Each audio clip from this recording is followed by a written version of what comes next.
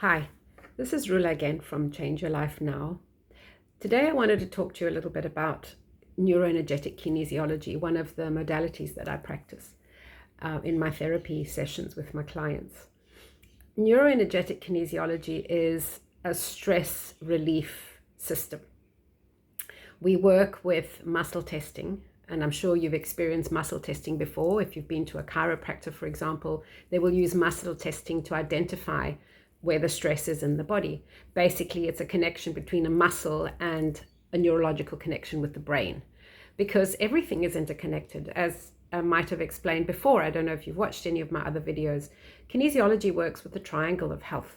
So a triangle is a very strong structure, and the three aspects of the triangle are your physiology, which includes your neurology, your endocrine system, your hormones, your digestive system, all the physiology and anatomy processes of the body. The other point of the triangle is your psychology, your programming, your belief system, your emotions, and of course the third aspect is your energy system. We are electric beings. We function with electricity. Our neurological pathways are neuron to neuron electric messages that go through the body. And of course, we are an energy system because we have energy chakra system, which is like, for those of you who know the chakra system, who understand that there is a connection between these energy centers in the body and different organs. We also work with the aura, your auric field, the energy around you and inside you, your nadi, which is an interweb of energy, your meridians, which are electric currents that go through the body, and every meridian is connected to an organ. And of course, that energy system connects within you and outside of you. So in kinesiology, neuroenergetic kinesiology, we identify muscle testing, and then we use different formats to pinpoint where the stress is in the body. We ask the body, does it have to do with physiology? Is it something to do with bones or ligaments or muscles? Is it something to do with an organ? Is there a problem with the digestive system? Is there a problem with the thyroid system?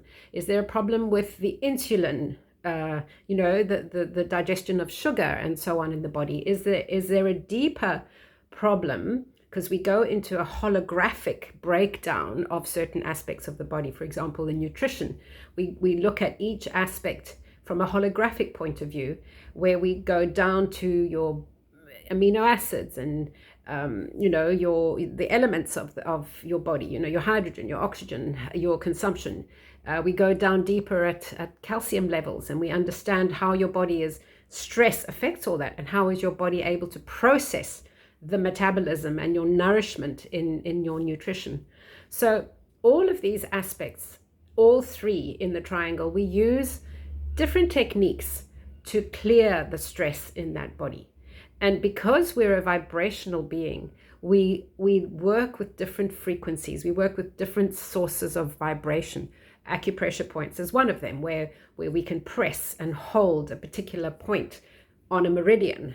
Or tapping, for example, that's another thing, which I don't do. I don't do EFT, but a lot of people have experienced EFT. But it's basically working with certain meridian points, acupuncture points, acupressure points. There's acupuncture where needling is used, and that also works with various points in the meridian system, for example. And so other techniques would be using sound. Sound is a vibration. Sound is a frequency. If you imagine the different vibrations of sound, like we use Tibetan bowls, or we'll use tuning forks, or we'll use chimes, or we'll use wind chimes. They all have a different vibration and a different frequency, and our bodies react. That's why sometimes it's so calming to do a sound healing meditation, because of the vibration, and we allow our bodies to just resonate with the sound, and then we get to a certain vibration where we find calm and peace. And it's the same thing with kinesiology.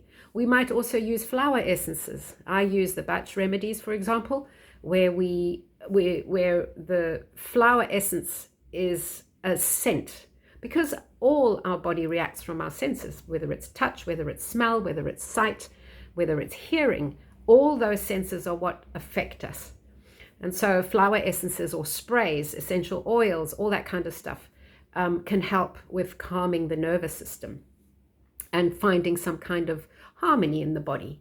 So what else would I use? I would use movement of muscles so that we can get flexibility. And that's why movement is so important, not only for flexibility and for moving the muscles, but, to open up the joints, to open up the meridians, to allow energy to flow when there's stuck energy. And we often feel this with our hips. If we're doing a lot of sitting in an office and we're sitting all day, we feel that stuck in our energy centers, in our base chakra, for example, and we just feel, oh, I just can't move forward. We have pain in our hips or pain in our knees, and there's always a related emotion around that, and there's an interconnection of everything. So in my kinesiology balances, I work with the body. You don't have to talk often. You don't have to talk about any emotion that you're experiencing. You just know that you feel stressed and you feel, I can't cope, there's so much going on. And so with the muscle testing, I will identify where the stress is, and I don't even have to talk about it, but I will just do the corrections. And then obviously the client at the end of the day, at the end of the session, feels amazing. And sometimes it takes 1 or 2 days for the body to come back into alignment. And then I always check with my clients, how are you doing in the next couple of days? It's always a good idea to top up a balance, because we get stressed. We get all the time stimulated by new things and, things that are going on in the world around us, people that trigger us, events that trigger us. Sometimes something will come up in a kinesiology balance around our childhood, because a lot of the stuff that we carry in our emotional well-being is from our childhood. And it's something that we've brought forward and we've suppressed it, and we didn't want to deal with it, whether it was trauma or whether it was just a belief system that we created. And maybe it's time for it to come out. And you will know how much you want to work on yourself. You will know how much you would like to explore and to, really empower yourself by ridding yourself of all these, energies that you've been carrying, the trauma, for example, or belief systems that you feel that, oh, I'm not good enough and I just cannot get my own business going. I can't do what I want to do because I was told as a little girl, you'll never make it in business. You just don't have a business mind, or you're not clever. You just go and do this because you could never do that. And, those are all belief systems and programmed things that have gone into our heads. And, we have to get out of our heads. So what I wanted to say today was that kinesiology is a powerful system that helps uncover so many aspects of our lives and our well-being. And what I wanted to draw to your attention today especially was people who are in therapy, people who are working in intense environments, whether it's psychology, whether it's in a medical facility, whether it's in trauma centers, whether it's dealing with people who are drug addicts. In therapy, everybody who is in the wellness industry takes on board so much stuff. We try our best to help our clients. We do our best in our careers to be there for others. But what are we doing for ourselves? What are we doing for our own self-care?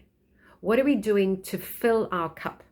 We constantly pour and pour and give and give and give and help, because this is what we do. We want to help other people. We have a passion. We find that this is our purpose. And especially in my case, I've realized all the years that I've been in business and I've worked so hard, and it was always about the money and the children and, paying this and doing that. And now I've realized that it's about being of service and it's about helping others.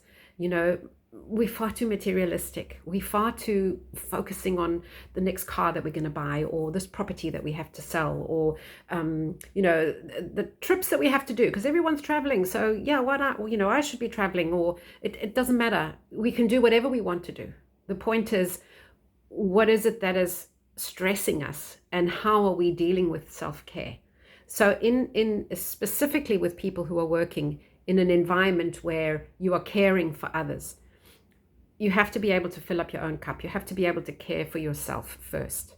Because if you don't care for yourself, if you don't look after yourself, and if you don't nourish yourself, not only eating well, exercising, meditation, calming your mind, calming your nervous system, protecting yourself from the energy that's happening around you, You know, when you're constantly working in an environment with autism, for example, which is stressful, when you're working in an environment where you're dealing with people who have serious trauma, how are you going to be able to be of service if you're not feeling good yourself? If you've got your own stuff going on? It causes exhaustion. It causes physical and mental exhaustion because you feel drained.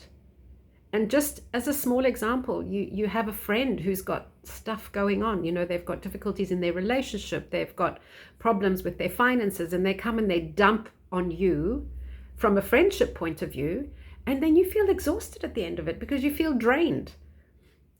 And we call that, you know, a drain of our energy, because we sit there and we listen, the same as in therapy. We sit there and we listen and we process people's stuff. But how do we protect ourselves from carrying that and then going home, and then you sort of think, oh, I feel so empty, I just feel so drained and exhausted. You don't know why.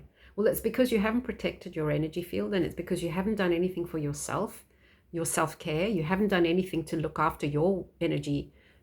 You know, you're protecting yourself, and you do feel exhausted. And so be aware of how you feel, and maybe reach out and do a balance or whatever in any field that you feel works for you. Maybe just to go out into nature, maybe just to take a break and go away for a couple of days and wind down and read your favorite book, or play games with your children, or whatever you feel will help you wind down and relax and to clear your energy from this work that you do. It's exhausting. It is exhausting. And you have to realize that you also need to be taken care of sometimes. And how we look at it in some of the balances when we are dealing with exhaustion is we look at the exchange of energy, the yin and the yang. You're always giving. That's yang energy. Giving constantly, giving for others, giving, people pleasing, doing things for others, working flat out for your clients. Oh, I've got to do my next group session. Oh, I've got to do this. It's just giving. But what are you receiving? What are you allowing yourself to receive? When do you give yourself time to receive? To feel good about yourself? It's natural. We need to do that. And for us to be in a balanced state of being and not be overwhelmed, we need to do some time out. We need to do some time out for ourselves and do something fun, you know, whether it's just listening to music, or I find meditation works for me. Just to quiet my mind, I go for my walks, I go out into nature. Sometimes I have to force myself to say, today it was raining, and I thought, no, I need to go out and walk, and I need to breathe, and I need to just calm my nervous system down, and it helps, right? So that's my message for today. Take care of yourselves, be kind to yourselves, and fill up your cup. Don't run on a half empty cup. Look after. Thank you. Have a nice day.